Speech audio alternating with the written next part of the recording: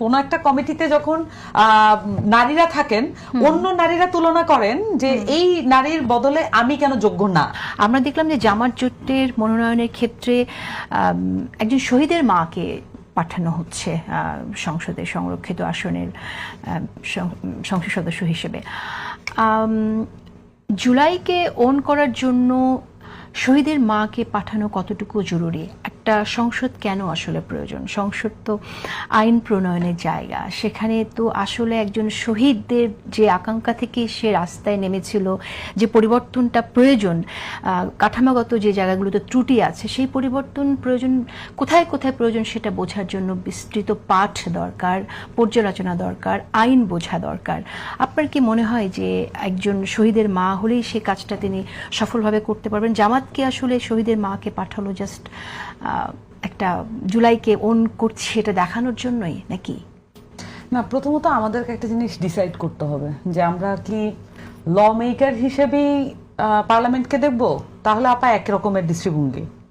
Let me be very clear যে আমরা যদি ল মেকিংটাই প্রায়োরিটি দেই তাহলে ওখানে লয়ার ছাড়া আর কেউ যেতে পারবে না। না না, ল মেকিং সাধারণ, আমি তো বলেছি কাঠামোগত যে সব পরিবর্তন দরকার সেই জায়গাগুলো, সাধারণ মানুষের সংকটগুলো তুলে ধরা। হ্যাঁ হ্যাঁ, আমাদের এখানে একটা ভজকট সিস্টেম আছে, আমাদের এই পার্লামেন্টারি সিস্টেমটা ওয়ার্ক করে না। এটার ব্যাপারে আমরা অতি প্রশংসা করেও লাভ নেই, এই সিস্টেমটা ওয়ার্ক করে না, এটা মানে লজিক্যাল সিস্টেম না।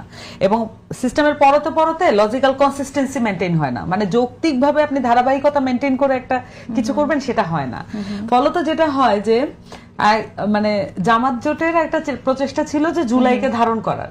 এখন জুলাইকে ধারণ তো আসলে আমাদের যে কোনো সংসদ সদস্যই করতে পারেন, কিন্তু ক্রিয়েটিভিটি কোথায় যে দেখেন পুরুষ সংসদ সদস্য যারা আছেন তাদের ক্ষেত্রে কিন্তু এই তুলনাটা আসলে হয় না। আমি এটা আগেও দেখেছি যে কোন একটা কমিটিতে, আমি একটা উদাহরণস্বরূপ বলি, কোন একটা কমিটিতে যখন নারীরা থাকেন, অন্য নারীরা তুলনা করেন যে এই নারীর বদলে আমি কেন যোগ্য না, কিন্তু ওখানে যে পুরুষ সদস্যরা আছে তাদের চেয়ে উনি যোগ্য কিনা এই প্রশ্নটা কিন্তু আসলে আমাদের মাথায় চট করে আসে না।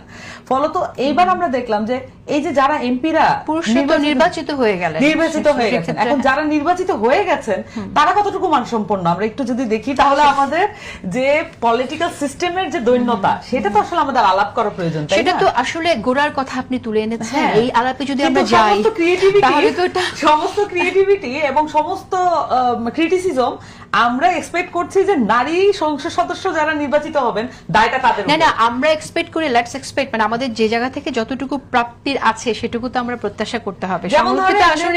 সংরক্ষিত আসনে নারী তো এমনিতেই সংসদে নাই, সংরক্ষিত